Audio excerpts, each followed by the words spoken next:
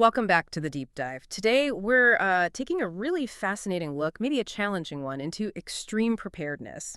We're focusing on the detailed logistical thinking of James Wesley Rawles. He's a former U.S. Army intelligence officer, a big name in self-sufficiency planning.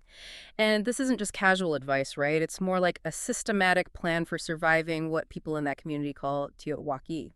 That's the end of the world as we know it. Yeah, and what's really striking about his work, the source materials, is just how granular it gets. He Yeah. gives these incredibly exhaustive, really actionable plans. We're not talking vague ideas here. We're looking at this core belief that our modern society, the one that gives us so much, Right. well, it's also inherently unstable, extremely fragile, actually. So our goal here, our mission, is to try and understand that fragility. Then we'll unpack what makes an ideal defensive spot the survival retreat. And maybe most importantly, really dive into the nitty-gritty details of the supplies, the famous list of lists, everything you'd need for, well, genuine self-sufficiency. Right. So let's start with why. Why does anyone feel this level of preparation is even necessary? And that brings us to what the sources call the big machine.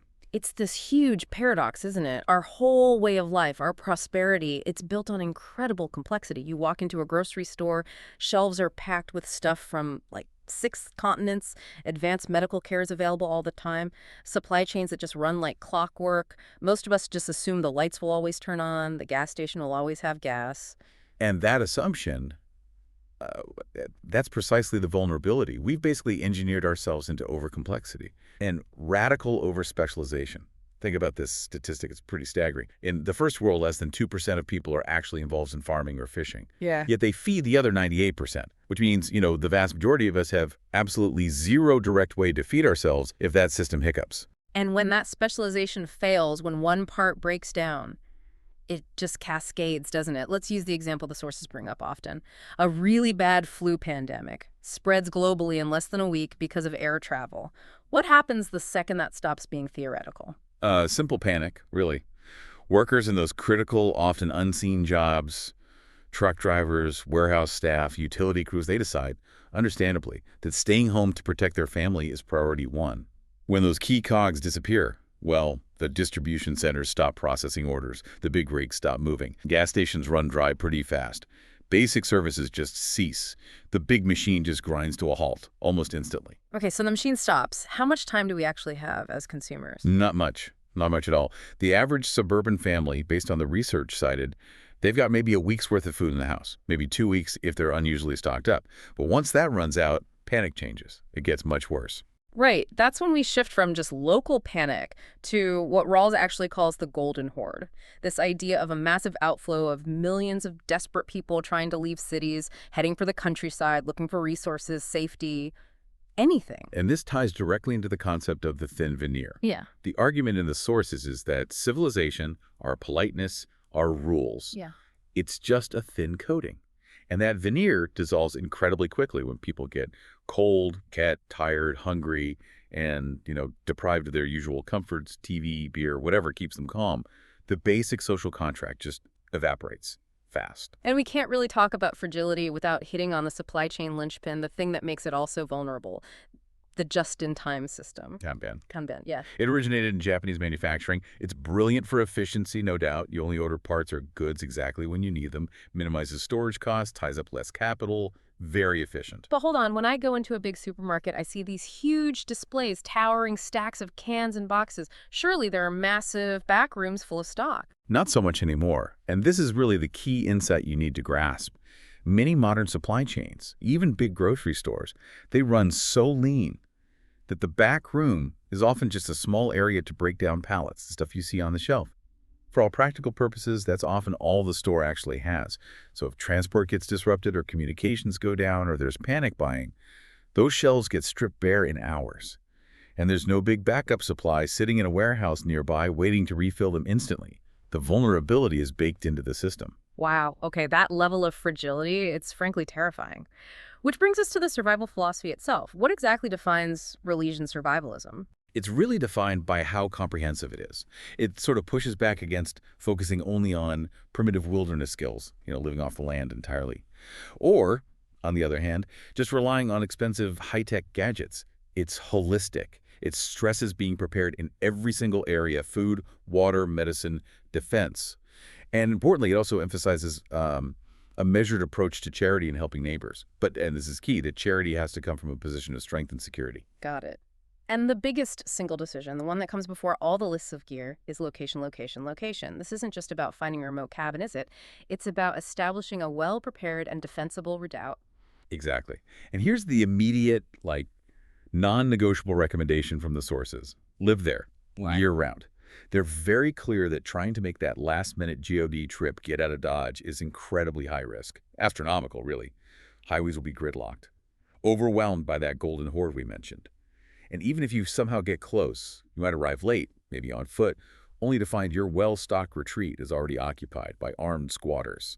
The goal is to already be there when things go sideways. Okay, so if you're trying to pick that perfect retreat location, what are the absolute geographical must-haves? Right, key factors. You need geographic isolation. The recommendation is at least 300 miles from a major city to hopefully avoid those first waves of refugees. You absolutely need sufficient year-round surface water, like a river or lake, or reliable precipitation. Geographically, you want defendable terrain. Hilly or mountainous areas are much better. They naturally channel movement, offer fewer easy access points for vehicles compared to wide open plains. And what about the things you definitely need to avoid? Avoid known refugee lines of drift. These are typically major interstate corridors, especially ones near natural choke points like mountain passes and dying. Donner Pass is often cited. And critically, avoid being downwind from major nuclear targets or hazardous industrial sites. For instance, you really don't want to be downwind of the U.S. missile fields in the Dakotas or Wyoming. You're looking for low population density. The sources mention places like Idaho County, Idaho, just 1.8 people per square mile. That gives you breathing room, elbow room. And location planning also has to factor in maybe the worst-case infrastructure failure, the grid-down scenario. What happens immediately if the power just goes out and stays out? If the grid fails nationwide, the prediction is stark. Law and order likely disintegrates within about a week, maybe less. Why so fast? Because almost all municipal utilities, water pumping, sanitation systems, even basic communications, they only have backup power, batteries or generators, designed to last a few days at most, not indefinitely. Once the water stops flowing and the sewage systems fail in big cities, you're looking at a massive public health catastrophe. Render entire cities potentially uninhabitable in a week. That's the timeline you're potentially up against. Okay, let's shift gears then. From the big picture strategy and geography down to the micro logistics, the actual stuff, the beans, bullets, and band-aids needed to sustain a family for, say, at least a year. Let's start with water. Water is absolutely number one, life itself. And storage needs to be practical. The recommendation is 5-gallon food-grade buckets. The thinking is very down to earth. 5 gallons is about the maximum weight most adults can realistically handle repeatedly without special gear or risking a back injury, especially when you're doing it over and over. Right. And purification. Boiling is one thing, but what else? You need chemical purification. Stock plain, unscented household bleach, hypochlorite bleach, like Clorox for disinfection. Follow the proper ratios, of course. But the real workhorse piece of equipment is a good ceramic water filter. Something like a big Berkey, or you can even build a DIY version. And a crucial point when buying property. If it has a well or spring, you must get the water tested thoroughly. Not just for bacteria, but for chemical contaminants too. Pesticides, industrial runoff, and specifically MTBE. MTBE. What's that? Methyl tert butyl ether. It was a common additive in gasoline for years, meant to make it burn cleaner. Problem is, underground gas station tanks often leaked. So it's unfortunately contaminated shallow groundwater in many areas, especially near older gas stations. It's nasty stuff, potentially toxic, and it sticks around the water for a long time. You definitely don't want that in your primary water source. Wow. Okay, that's a very specific, very important detail. Now, moving that water or firewood or anything heavy, grids down, vehicles might not work or have fuel. Exactly. You need simple, robust, low-tech solutions. Heavy-duty two-wheel garden carts are recommended, like wheelbarrows, but often more stable. And here's a critical upgrade. Convert the tires to foam-filled no-flats. Seriously. Getting a flat tire in a collapse scenario is a major problem. You can't easily haul water, wood, supplies. Repairing a tube becomes a real hassle. No flat tires are basically essential. Okay, essential. Let's talk food. The deep larder. The goal is stated as an honest-to-goodness 1-year supply per person, plus extra for trade or charity. What's the best strategy? The core strategy is FIFO rotation, first in, first out. You constantly use the old stock and replace it with new, so nothing goes bad. Standard practice. But the key technical detail for long-term storage is storing whole grains, not flour, Flour, even stored well, only lasts maybe 2 or 3 years before it loses nutrients and starts to go rancid. Whole grains, like wheat berries, stored properly in sealed buckets, can last 30 years, maybe even longer. So if I'm storing buckets of whole wheat, what else do I absolutely need? A hand crank grain mill, a good quality one. You must have a way to turn those hard kernels into usable flour. And yeah, this takes effort. Sweat equity, as Rawls calls it. This is why physical fitness, especially back strength like we mentioned, is so important for self-sufficiency. Oh, and for things like powdered milk, dried beans, rice. Nitrogen packing or using oxygen absorbers in sealed containers is highly recommended. It drastically extends shelf life by removing oxygen. Is there any one food item that's particularly dangerous if stored badly? Moldy corn. The sources are emphatic about this. Never, ever eat moldy corn. The risk of mycotoxin poisoning, specifically aflatoxin, is extremely high. It can be deadly. And don't forget vitamin supplements, a good multivitamin. No matter how well stocked your larder is, you'll likely lack fresh fruits and vegetables long term. Scurvy and other deficiency diseases are real threats. Right. Moving on to health and fitness, what are the key things to do before anything happens? Proactive health is preparedness. Get dental work completely up to date. If you need elective surgery, get it done now and achieve peak physical fitness. Seriously, the amount of manual labor involved in a self-sufficient life, gardening, chopping wood, hauling water, it demands stamina. Core strength, back strength are vital. I was struck by the specific supply focus in the sources. Why the heavy emphasis on burn treatment supplies? It's practical thinking. In a grid-down world, people who rarely, if ever, use open flames or wood stoves are suddenly relying on them every single day for cooking, heating, light. Novice users plus open flames equals accidents. Burns become a much more common injury. So, having comprehensive burn treatment supplies is considered mandatory. Also, do-it-yourself dentistry kits, oil of cloves for toothache relief, temporary filling materials, because dentists won't be available. And finally, training. Advanced medical training is highly recommended. An EMT course, or even better, a field medic course that really focuses on trauma care, especially treating gunshot wounds. Okay, now security. The approach isn't just about having guns, right? It's called defense in depth. Exactly. It's layered. It's systematic. You start outside the structure. Exterior obstacles, good high fences, sure, but also passive deterrence. Think thorny plants, dense rose bushes, pyracantha, bougainvillea planted right under windows, makes climbing in painful and slow. Then you harden the structure itself. Steel doors, steel frames if possible. And remember the principle. Mass stops bullets. Sandbags are effective. Masonry construction is good. And in a world without electric lights everywhere, what's the single biggest technological advantage for security? Night vision. Specifically passive starlight scopes or similar gear. It provides an absolutely overwhelming advantage against anyone moving around in the dark, which in a widespread power outage will be almost everyone without power. It's considered a critical layer for retreat security at night. Which brings us to the flip side. Light discipline. If you do have some power, say from a generator, you become a target. Absolutely essential. You must practice strict light discipline. Use blackout screens or heavy, opaque curtains backed with black plastic sheeting.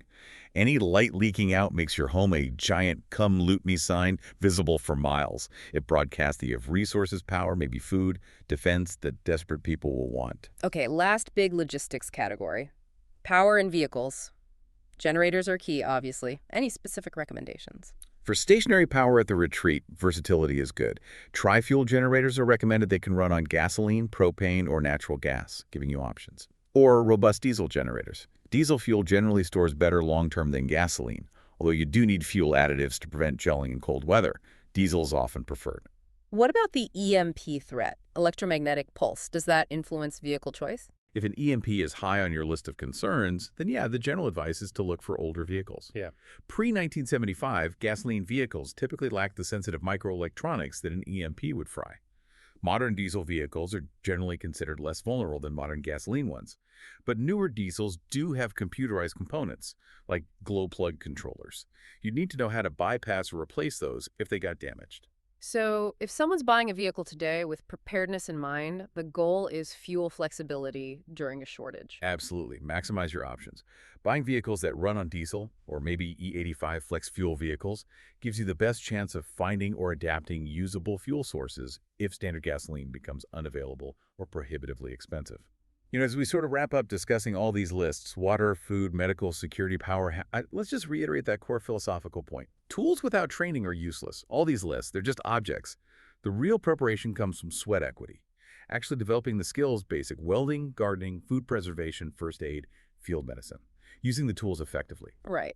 And for those of you listening, maybe feeling a bit overwhelmed by the sheer scale of this Rawlesian approach, we wanted to leave you with a really practical starting point. It's called the Tiawaki Weekend Experiment. Yeah, try it out. Seriously. Pick a weekend, maybe next Friday night. Go to your main electrical panel and flip the main breaker off. Shut off the natural gas main to your house. Turn off the main water valve. Then just try to live for 3 days under those conditions, using only the supplies you currently have stored, cooking on a camp stove or grill. It sounds simple, but it's genius because it instantly shatters your assumptions, right? You'll immediately figure out how cold you get at night, how much water your family actually uses day to day, how dim that cheap flashlight really is. Then you can sit down, maybe by candlelight, and make truly realistic lists based on actual experience, not just guesswork. And that experience leads directly to our final thought for you today. Connect that reality test, that weekend experiment, back to the fragility discussion we started with. Remember the just-in-time inventory, how the supermarket shelves could be bare almost instantly if the trucks stopped rolling. That kind of collapse scenario, whether it's triggered by an economic crash, a pandemic, whatever, it's not going to wait for you to be ready. So what does that fragility mean for your own deep larder plan starting today? It means that when it comes to real preparedness, it is, as James Wesley Rawles often puts it, paraphrasing a bit, better to be a year too early than even one day too late. Now is the time to get started.